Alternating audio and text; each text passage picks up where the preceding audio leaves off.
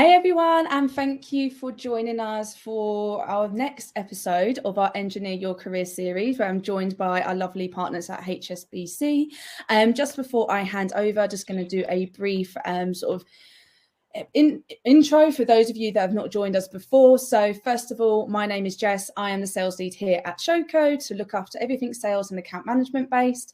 In terms of what Showcode is, we're a community platform for techies. We started off originally focusing on coders, but we've now quickly sort of built up a huge community of people with lots of different backgrounds, whether it be women in tech, non-binary in tech, a student or a career changer, wherever it may be. Showcode can help you to obviously build out your profile and start connecting with great employers such as HSBC and look to get hired. If you're not actively looking though, you can also take part in hackathons and coding competitions and workshops and lots of other things to improve your skill sets. So that's just a brief overview of what we do. If you'd like to find out more information, please feel free to sign up to Showcode via showcode.io and you'll be able to build out your profiles there. I'll post all the links as well in the chat. Just a few house rules before I hand over to Binta at HSBC. If you've got any questions in the chat, please, or questions you want to ask, just post them in the chat or in the Q&A section. I'll be monitoring this throughout, but we will be doing all questions at the end rather than stop, start in this session. So please don't feel like we are ignoring you. We will get back to you as soon as possible. So please feel free to have any chat or engaging questions and so on. Just post them all in there and we will get back to you within the next sort of half hour or so, depending how much conversation Vince is going to be having today. Just a heads up, we have got someone else also joining from HSBC. They're just having a few technical issues. So hopefully Basai will be able to join us very soon. But without further ado, I'm just going to hand over to Binta, who is, well, she can obviously do her own great introduction herself. So Binta, I'll hand over to you and I'll put myself on mute and everything so I do not disturb you. Wicked.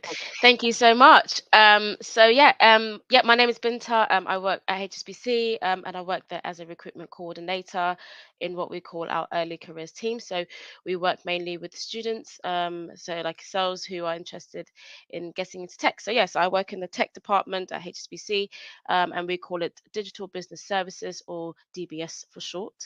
As Jess mentioned, we will be also joined by my colleague Basaya, who is a senior recruiter on our team as well, and predominantly we kind of manage what we call a global graduate program, which offers opportunities within to get a graduate job, as well as offering opportunities for internships and so on and so forth. So today I'm just going to give you a little bit of a presentation on kind of how our recruitment processes kind of go, and then we'll, like Jess said, we'll do some questions at the end, and then also I can kind of give you the links for kind of where we're hiring at the moment. So if any of you are looking for a career at HSBC, we can forward over the link for you to apply.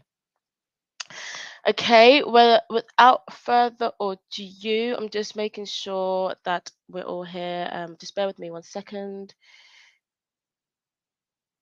Okay. So I think Basaya is just trying to join us just now. So we'll just, I don't know if we'll wait. I think we'll just go ahead.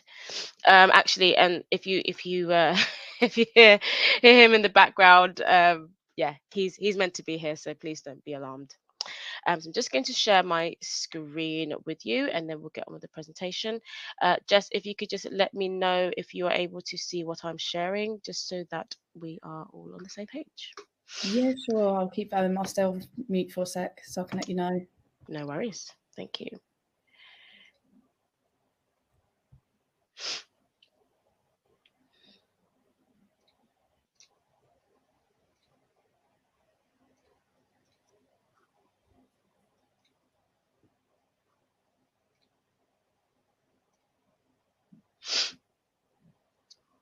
Just bear with me 1 second.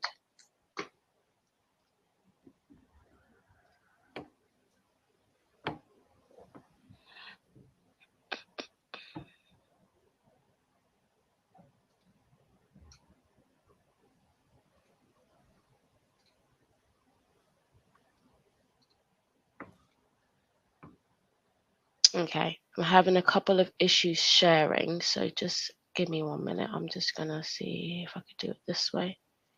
No worries, that's fine. Uh,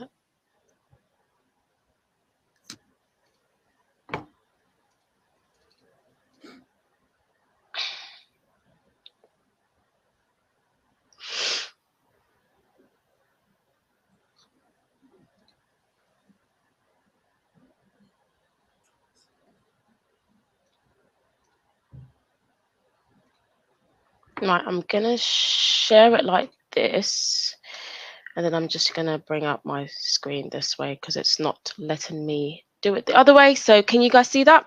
Yeah, that's all good. There we go. I'll go back on mute and hide myself. No worries. Brilliant. Okay. So I can see that it does say showcase. That is incorrect. I'm really, really sorry about that. It's meant to be showcased. So we'll just ignore that for a second. No Um offense taken. Sorry, I'm really sorry about that. So yeah, so as it says, preparing for the future in technology. So let's move on to the slide.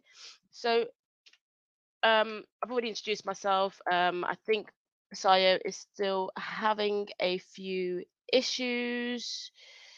Um, I don't know if Jess, you can see him trying to join, but he is saying that he put in a request to join. I don't really know what that means, but I think he's trying to get into the webinar. So, Okay, I'll um, look at it on my end. yeah, We'll see. Okay. cool. Wicked. So we get on with it. So about us. So HSBC. So as a lot of you may know, HSBC is quite a well-known bank worldwide. So I don't know if any of you have got HSBC accounts, but yes, we've got quite a big network just globally.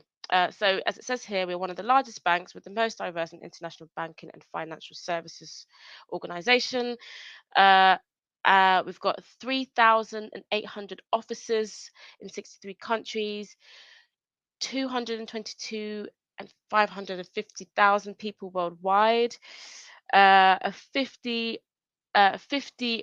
billion, 50.4 billion net worth, so revenue at 2020 in 2022. So it'd be interesting to see what it is now. 90% of the global trade, and so on and so forth. So yeah, so a pretty well known bank. So I think majority of you kind of know about HSBC and what we do. So going into recruitment. So strength-based recruitment. So um, mainly with this, we're kind of showing you guys how our recruitment processes are. So um, strength-based recruitment is an approach to hire that explores not only whether you have an interest in the role that you have applied for, but also if you enjoy it. So um, when we say strength-based recruitment, one thing that a lot of recruiters look for mainly is kind of if you've done your research. So doing your research is really, really, really vital to any type of, I would say, even not just HSBC, but any type of organization you apply for. Doing your due diligence is quite important, and it definitely shows the recruiter your interest in the role. And that can definitely increase your chances of being successful. It aims to identify people that will not only perform exceptionally well, but will have a genuine motivation and energy to do what they do. So exactly just what I said. Um, that is true. If you have a genuine interest in what you are applying for, it kind of changes your view on it, and it kind of changes how much you put into it. So that is definitely something that we really, really look for. If you've kind of done your research and your reasoning behind your application. Why do we use strength-based assessments? So let's have a look at what it says. Increased happiness. So I think for a lot of people, job satisfaction is very, very important. And I think that, like I just mentioned, that stems back way back to your initial application point. So for our assessments, we rather than, I mean, not that we don't look at your CVs, we do look at your CVs, but we do also kind of test your ability to do the role. And with that, we kind of take you through various stages. Sometimes we call them like a four stage application process, to see kind of how well you can do them. So increased happiness, definitely. Increased engagement, 100%. So yeah, so the more that you kind of do your research, and look into why you've applied for the job, and maybe also look into how the application processes run and things like that, definitely increases your engagement, and yeah, should help you actually along your recruitment stage or processes. Higher performance, 100%. It, in a weird way, sometimes that extra research kind of gives you some of the answers as well. So definitely, and that would definitely help you perform much better and probably increase your confidence.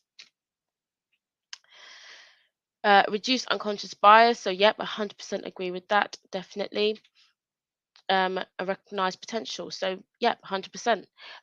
Definitely shows the employer kind of how much potential you have, and sometimes some employers, they are quite interested on hiring based on off that, because they're looking for someone that can grow and has a growth mindset.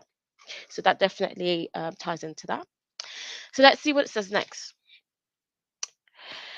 It's not what you've studied, but what you do. So, as I kind of mentioned earlier, not that what you have studied does not matter entirely. It obviously does.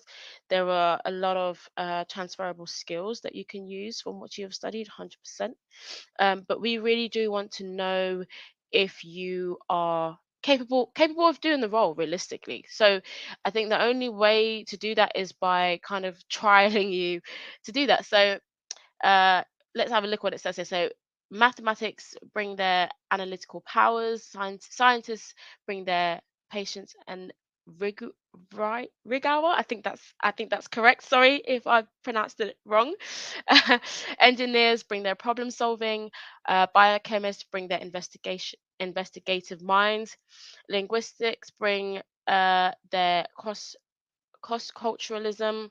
Um, phys- uh sorry, physics bring their logical reasoning. Historians bring their imagination and critique. Computer scientists bring their critical thinking. So it is it is very important to kind of look at where your transferable skills kind of also apply to any role that you apply for. It's not what you've studied, but what you bring. Curiosity, problem solving, courage and resilience, an open mind, creativity, a sense of right or wrong, hunger for new skills and experiences, energy and self motivation, responsibility in building relationships. And yes, I totally agree. So, for a lot of our programs, let's say for some of we also do another program which is based in Sheffield, which is very tech focused. But a lot of that program, for example, we we are looking for candidates who don't necessarily have a background in technology, but they have an interest in it. And that's kind of where all this kind of ties in. So we don't necessarily need you to be a computer scientist or anything like that. You can be a law student or something like that. But so long that you have these attributes, you shouldn't have an issue. Basically, that's kind of what we're trying to say. So, just going into kind of how our assessments run. So, um, just let me just go to the next slide. So we've got online immersive assessment. Um, so with this assessment, we do. I can't remember exactly how many we do, but for most of our programs, we do online assessments. um, they all have different kind of time frames. So this one here, it says the assessment will take approximately 50 minutes to complete, but some of them take slightly shorter. Some of our assessments take about 30 minutes. So it just depends on kind of where you've applied. But I think mainly for our GGP program, it would take around 50 minutes. So yeah, so an online immersive assessment, and this usually happens kind of once you have, I'm guessing, applied. Sorry, I'm not too sure on this entirely, just because I do work with the GGP, but we also work with a team in Sheffield, and Sayo is mainly kind of working on the GGP side, and he knows mainly about that. So when we come back in the Q&A questions, if you have any questions there in regards to this, then we can always revisit that. But yeah, so it is mainly online, and that will probably be the initial stage from when you've applied for a role. So job simulation. So the job simulation is also part of the application process. So I believe this. I think it will usually will come after your online assessment. So if you have done the online assessment and you've been successful, this would be the next stage that you would come to. So if you go through the application process and you've seen that you've been sent a link, like kind of for the job simulation test, that means that you're getting through it. You're getting through the application process, which is really good. So if we just have a look at what it says here, it says a tutorial for all candidates to help them navigate the assessment. A help desk is available to support candidates within the platform. Video setup support. The assessment will take approximately 35 minutes to complete. Assessing the candidates based on strength and cognitive ability. The job simulation provides candidates with a preview of business line that they have applied for. So this is virtual. So this will be via like a video, and it will take approximately 30 minutes to complete. Oh, sorry. So interviews. So if we go to the next slide, video interviews before the interview. So it's really important that if you are doing an interview and it's a virtual one, that you are completely prepared. So choosing a webcam and placing lighting in the right location really works. So I don't think I have demonstrated that very well today. Or once I turn my well, I think some of you guys have seen me already, but I'm not sitting in the best place for lighting. So that would probably be a minus for me if I was to do a video interview. But it is really important that you're sitting in a space where you've got really good lighting, so that the person interviewing you can see you clearly, and and can kind of gauge your body language realistically. Managing the environment and background. So yes, also make sure that you're not in a space where you've got lots going on in the background, or people walking around in the background. Maybe if you're in a room or in an office space, that would probably be the best place to do your interview. If you've got any kids or young children around, maybe put a do not enter sign on doors and things like that. But just making sure that you're in a space where you have got a good background and surroundings that is not distracting you or the person doing the interview. Testing that things are working. So yes, this is really important. You don't want to be in the middle of an interview and then your laptop dies on you, or anything of the sort. So making sure that everything works beforehand is usually a very, very wise thing to do, and it kind of also helps to maybe put you at ease, just so that that that's kind of the least of your worries. And we never know what happens on interview days. So there may be days where say for example, I don't know, your laptop crashes or something like that. That might be completely out of your control, or there may even be days where the interview laptop crash, but that might be completely out of your control. So if you've kind of made sure that everything is working beforehand, that kind of takes that nervousness away, hopefully, for some of you maybe. Okay, let's have a look at what's next. Do not disturb. So yeah, so if we go back to that, as I mentioned, maybe put a do not disturb sign on your door if you're doing an interview, just to let everyone know that you're doing an interview, and it's quite important, and that they cannot enter. Dress and appearance. So yeah, although a lot of people, even though you're probably doing a virtual interview, appearance is still very important, and how you present yourself is still very important. So yeah, just make sure that you are dressed for the right occasion. If you're unsure, it might even be just worth asking the interviewer. prior to the interview. I like this example because I don't know whether, I think I'm believing this is the mum who's running into the office, and I believe he is potentially even delivering the news or something similar to that. But kid's just in the background playing with toys, minding his own business, has no clue what's going on. So yeah, it's really important to kind of make sure that you are completely prepared.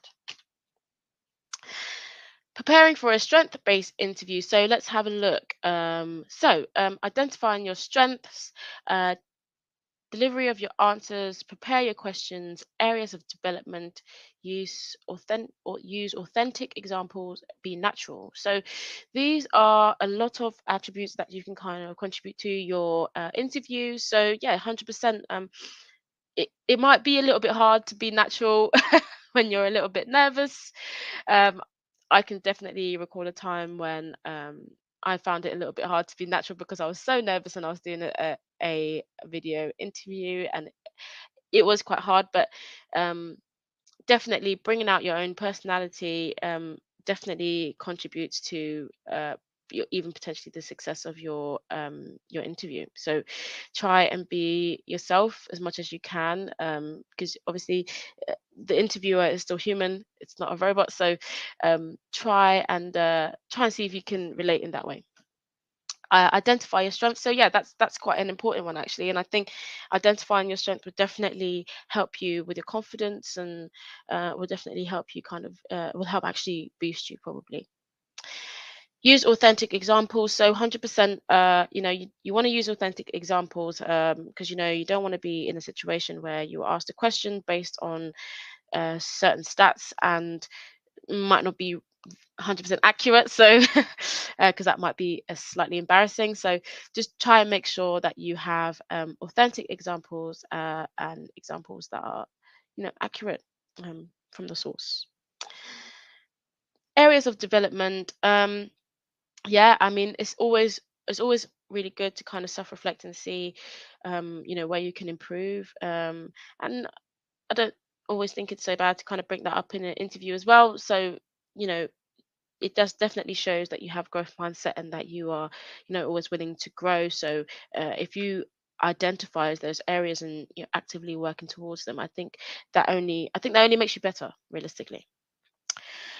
Prepare your questions. So 100%, yes, definitely prepare your questions. There may be occasions where they may throw you a curveball, but uh, preparing for questions that you think may come up, or if they tell you questions that may come up, that will definitely help you, and it will probably help your nerves as well. So yeah, preparation is key. And last but not least, delivering your answers. So the delivery of your answers is quite important as well. It depends on which format you are delivering those in. So if you're doing like kind of, let's say, like a presentation, try and do some trials with maybe family friends, or friends, and ask them if they understand what you're saying and things like that, and try and make sure that your delivery is clear and concise for whoever is on the receiving end. Okay, so answering strength-based interview questions. So let's have a look. So we've got four things here. So responsibility, building relationships, an open mind, and problem solving. So what I'm actually going to do is let's have, actually, what we'll do, we'll read it through everything, and then we'll actually look at how you can demonstrate that, because I think that will be quite useful for a lot of you, because some of you may think, oh, yeah, that makes a lot of sense, but how do I do this? So let's have a look at what it says, and we'll read through that really quickly. So we set ourselves to higher standards and are each accountable for our actions. We use good judgment, and if something doesn't feel right as a colleague, we should speak up and act. So yeah, 100%. Showing responsibility is for some companies, taking responsibility is part of their values, and that's usually why it is very, very, very important to demonstrate that you are able to do that. Because they want to show that they want to see that you're a team player and that you have that kind of conscience. So let's have a look at how we can actually demonstrate that. So think of an example where you had to take responsibility either of your actions, a project, for example. Talk about the actions you took and the outcome. Don't be afraid to highlight any mistakes and obstacles. So yeah, so if we go back to the previous slide, kind of looking at areas of development, I think definitely applies to not being afraid of highlighting any mistakes or obstacles that you had to overcome through that process. Talk about actions that you took and overcame. So yeah, 100%. um, sh- with talking about your actions and showing that you have overcome them, it 100% shows that you have that, that you have the responsibility to identify that you had to take a specific action for something that had to be done, or say for example you had an issue and it had to be done, and showing how you took that responsibility to overcome them is quite important to a lot of employers. So 100%, I would definitely incorporate that to um, some of your answers. So if we look at the next one, building relationships. So what it says is we can only succeed if we do it together, which I definitely agree with our customers and partners, together as colleagues and as an organization. So we collaborate across boundaries. We break down silos. We trust and support each other. 100%. So there is no I in team, and realistically, if you are to, let's say, for example, if you are to come and work with HSBC, you will be working in a team. So building those relationships with people in your team is quite important. As you can't do it alone. So you need to be able to do that. And I know, it, depending on the person, for some people that is not always that easy, but some companies, I know HSBC do this quite a lot, but they do a lot of kind of team building days and encourage teams to kind of work together and try and really include everybody. Not that obviously it's a case where there is no inclusion, but for some it may be harder than others. So if we kind of create scenarios where you kind of have to do that, then that definitely helps. So let's have a look at how you can demonstrate that. So you can refer to an example where you've had to work in a team. So there you go. So team building exercises that we have at HSBC. But I know even at university, definitely, I remember when I was at uni, we definitely had some team building exercises. So you can always use those kind of examples for your interview. Talk about how you built a relationship with the teammates and how you achieved and overcome together. Yeah, 100%. So, um, you know, throughout your 3 years at uni, or if it's more than that, there will definitely be areas where you have to kind of work with somebody else. So, definitely speaking about how you have overcome those is quite beneficial, I think, to an interview process, and discuss any struggles. So, yeah, kind of similar to the taking the responsibilities. Kind of highlighting those things are quite key, as it shows that you have that resilience. So definitely bring that up. Perfect. Let me just see how we are doing for time. Okay, it's not so bad. Okay, cool. So, an open mind. We were born speaking different languages and founded on the strength of different experiences, attributes, and voices. They are integral to who we are and how we work. So we champion inclusivity, we listen, we remove barriers, and we speak out views different from our own. 100%. So growth mindset is, even though it isn't an open mind, but I love to call it a growth mindset, because I think that definitely is incorporated into this this this word. I guess so let's have a look at how this is demonstrated. So think of time that where you encountered views different from your own, either in your personal, academic, or work life. Discuss how you approach. I'm guessing that's meant to say approached it. Um, then how it made you feel, and be honest. So yeah, I think definitely. I think this definitely comes back to being yourself, and being proud of who you are. Um, that is definitely what I kind of see from this. So I think definitely being your honest self in a workspace helps bring that personality to a team. Let's say, for example. So definitely always be yourself when you're going into a workplace. 100%. Problem solving. We create value by always moving forward and making things happen. We're entrepreneurial, dynamic, and decisive. We try new things, we reject mediocrity, we make clear choices and take bold actions. So yeah, so problem solving is probably key to your day-to-day role realistically if you was to join HSBC, for example. So it is always going to be a part of your it's always going to be part of your day-to-day work life if you was to work with us. So let's have a look at how we can demonstrate that. So discuss an example where you encountered a challenge and had to deliver results. Talk about how overcame the challenges, the steps and actions you took. Talk about learning and the final outcome. So I think the main thing here is just showing the process realistically. So if you was to be in an interview, showing the process of kind of the beginning to the end, um, and yeah, and how, and also don't leave out any areas where you had any issues or any struggles, because it's always nice to see how you ended up getting to your final outcome. So a lot of employers want to see how you kind of made something out of nothing, let's say, for example. Cool. So let's go to the next slide. So assessment centers. So assessment centers are usually part of companies' selection stage, often the final one where candidates suitability for the job is assessed through a series of exercises or interviews. So, yes.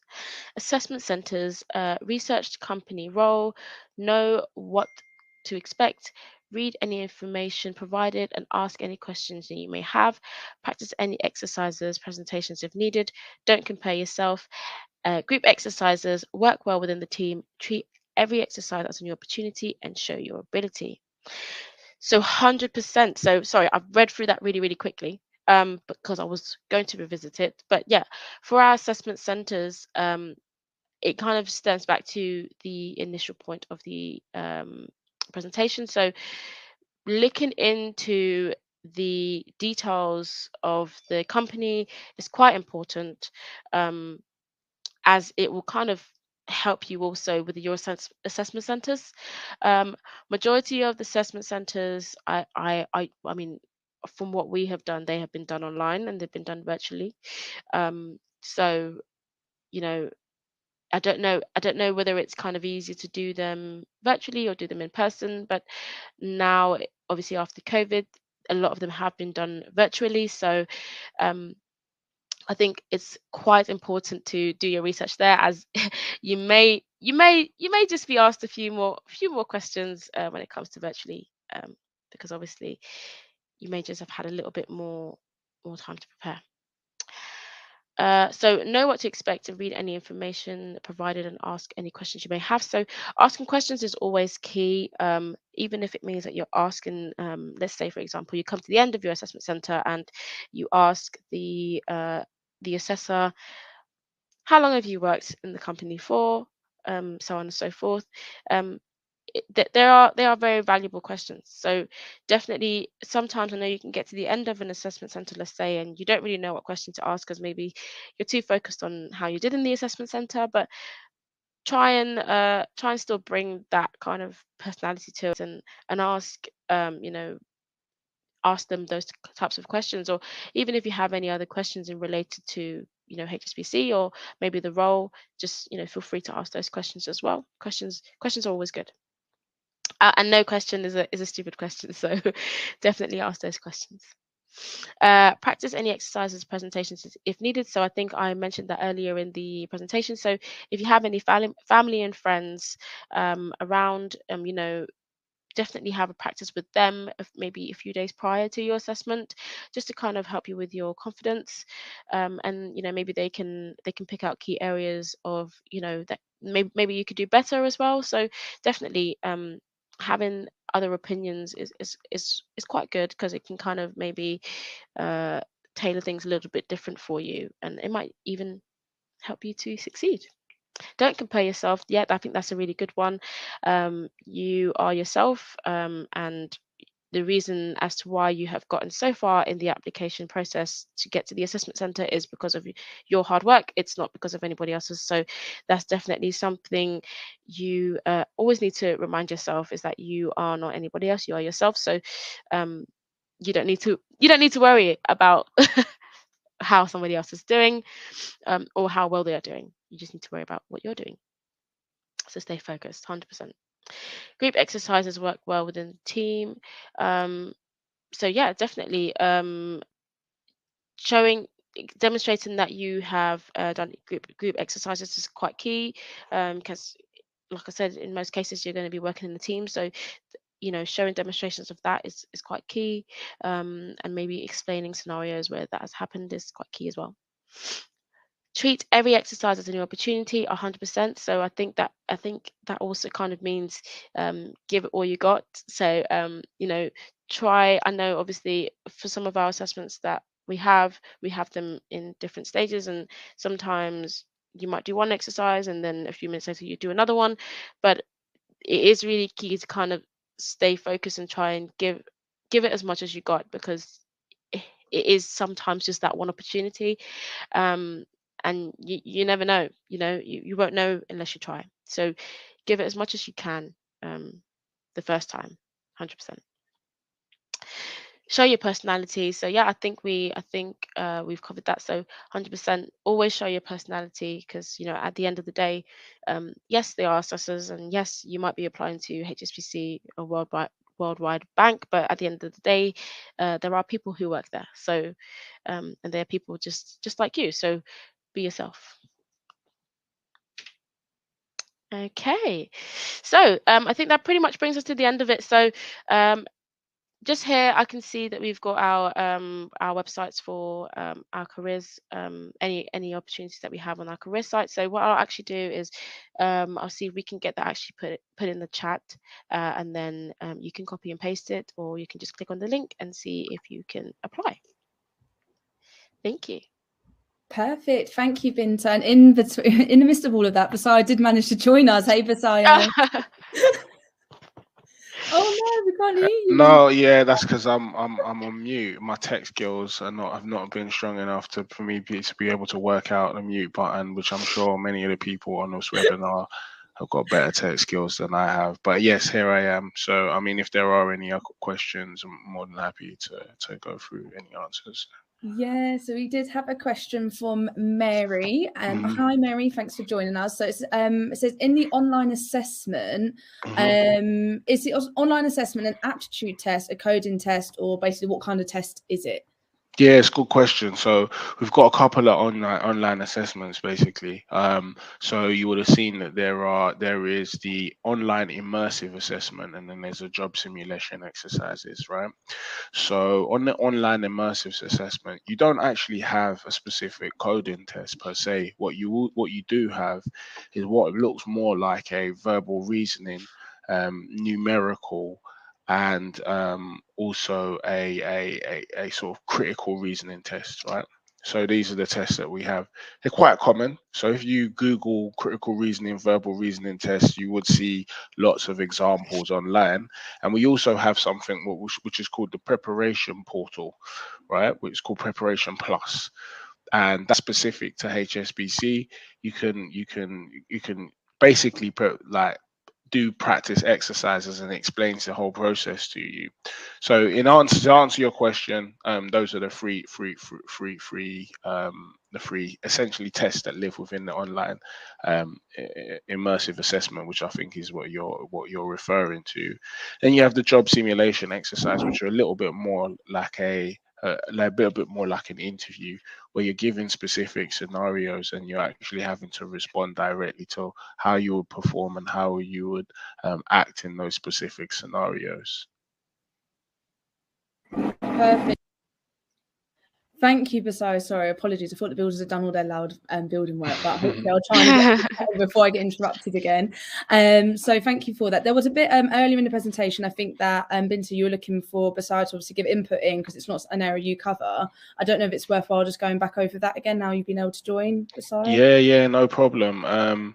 So let me see whether it'll be possible for me to even like share my screen, because what I will then do is kind of go through a couple of these points. Particularly, I'm assuming they're particularly around actually what I just mentioned, which is is around the online immersive assessment and the job simulation. So give me two ticks, and I will and I'll be able to just share my screen. So hang on, let me see if I can do that. Hang on, what am I doing? Here we go. Right, I'm hoping this is gonna share my slides. So can everybody see my slides? It says online immersive assessment at the top. So that's what I was just talking about, right? Yeah. So in both of these assessments, we're still kind of looking at that sort of strengths-based piece, right? But it's more looking at sort of your capability and aptitude towards certain things. So in your online immersive assessment, you get ultimately like narrative questions, right? Which are essentially questions that are written out in words. So you're not necessarily given any specific sums to do. For example, within your numerical reasoning, you're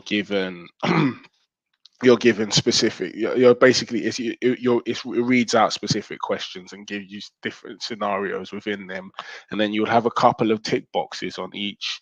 Unfortunately, the slide that I have doesn't actually show an example of the tick boxes. But what I might do is put the Preparation Plus portal link into the chat box, so you guys will be able to actually see what it actually looks like in real life, like what actually, as opposed to what you can see here. And in that, you will be able to see the different questions that you're asked. In terms of preparing for that specifically, like I said, practice is really important in these things, because what that does is it starts to give you a certain level of confidence, and confidence is really important in these when you're doing online tests in general for any sort of tech role. It just gives you a sense of that sense of confidence, that belief that you can do it, so you don't panic and sort of forget to read the questions properly. That second point that I've made there about reading the questions properly is really important. I've actually just been doing some practices myself, just so that I can make sure that you guys got get a really good understanding of what it's like to do these things. And actually, very often the answers kind of live within the questions. And if you don't read the questions properly, if you don't really take the time to read out the questions properly, then it can be a bit of it can affect you essentially. It can mean that you get the wrong answer because you're not answering the question that you're actually been asked. So that's like the online immersive assessment. In terms of the job simulation exercises, this is what I was talking about before, in the sense that you get they're actual like videos, right? And then you're given specific scenarios. And again, this harps back to that sort of strengths-based piece, but it's a bit more related directly to the role that you're applying for within HSBC. So I don't know if Binta had an opportunity to mention. Obviously, we have a lot of roles in HSBC, not just tech roles, but there's roles that are within the bank that are tech related. There are roles that are in relation to our overall operations that are technology related, or just generally like away from the area of technology. So when you come to the job simulation, unlike some of the other assessments and other pieces that you do where everybody does these questions, these questions are going to be a lot more related directly to the job that it is that you're applying for. And obviously for us, we're talking about getting into technology. So it's really important to get an understanding of, it's really ultimately really important, like to have an understanding of the role that you're applying for. Make sure that you're have an understanding of the nature of technology within a bank. I'm going to stop sharing my slides because I feel like they're not necessarily directly related to what it is that I'm saying at the moment.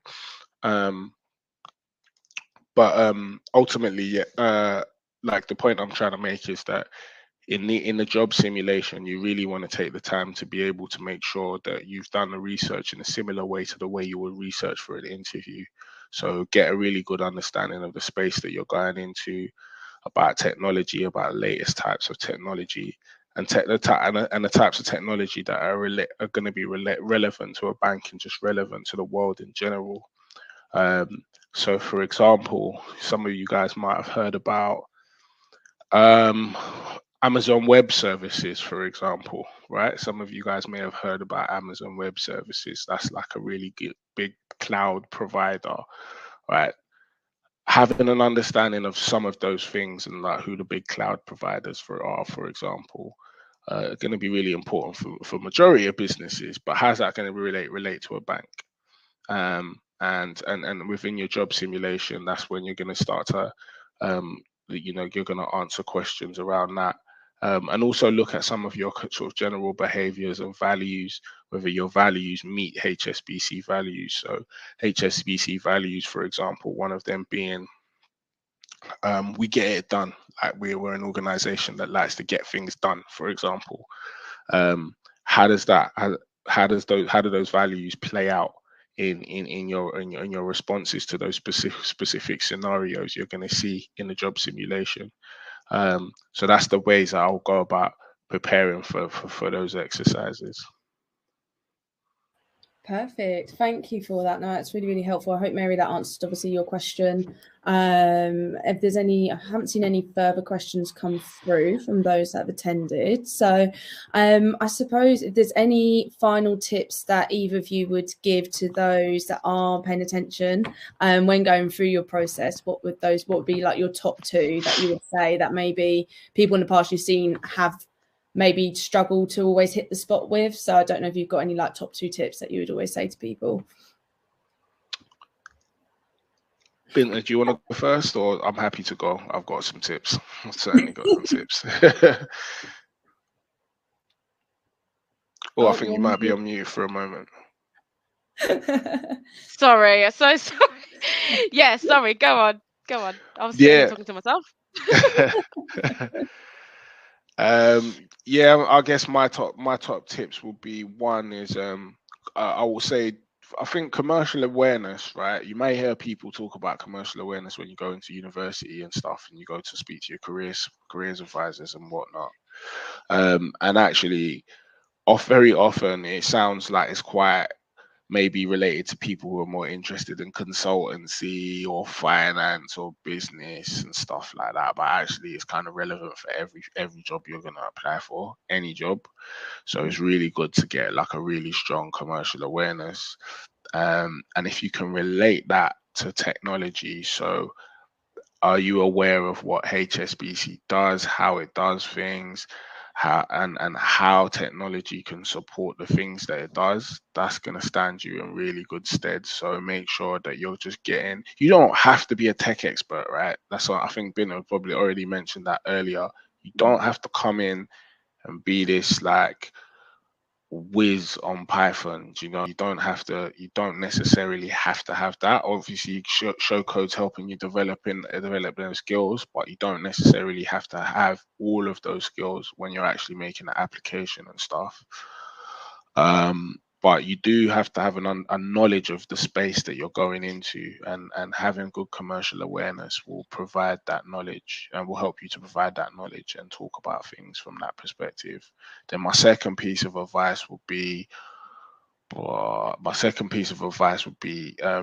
despite the fact we've got a very strengths-based approach, which is about showing your engagement, showing how you know, the things that had been mentioned earlier when she was going through the slide that well, what slide was it? The slide that was talking about responsibility and building relationships and having an open mind and that stuff like that. Like those things are really important to demonstrate. But you don't forget to bring in examples from your experiences. So, for example, when Binta was talking about group exercises that you may have done in university and bringing those experiences in, those things are really important, because if you just say an answer and you don't link it to any kind of experience, despite the fact it's a strengths-based interview, it's almost like, do you really have you really experienced, or do you really care about what you're talking about? That's the question that will arise from that interview, a person that's interviewing you. So make sure that you just prepare yourself with some really good examples from your own experiences. It doesn't have to be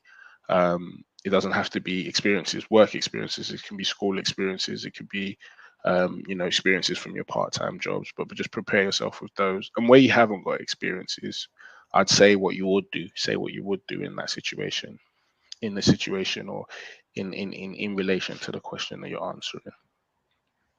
Yeah, that's perfect. Thank you. No, definitely that sense of care. I think sometimes people can be flying through interviews. So especially if you're a grad, there's like, obviously it's a busy market, but it's easily picked up on when you can tell someone hasn't really taken any care in what they're saying.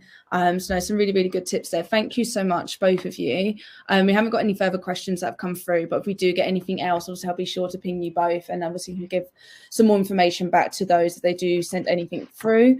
Binta, thank you for obviously powering through. I know Basayo had some tech issues, but we did get there eventually. And I think all of the information has been really, really useful for those that have attended. So we've obviously got the event in London on this Thursday. So over in Canary Wharf. So any of you that have signed up already, look forward to obviously seeing you on Thursday. Going to be really good. We'll be doing much more of a in-depth sort of chat, covering sort of similar topic to today. But as far as I know, we're going to have a couple of your grads there as well, who can obviously give like the honest view of what it's like being a grad at HSBC. So definitely sign up to that if you've not all. We'll look forward to seeing those that have signed up already. If you're not able to make it, do let us know. Obviously, we will be looking to do more meetups in the new year. But yeah, thank you so much both for today. I will just post in the chat for those that want to our LinkedIn links so people can connect with us.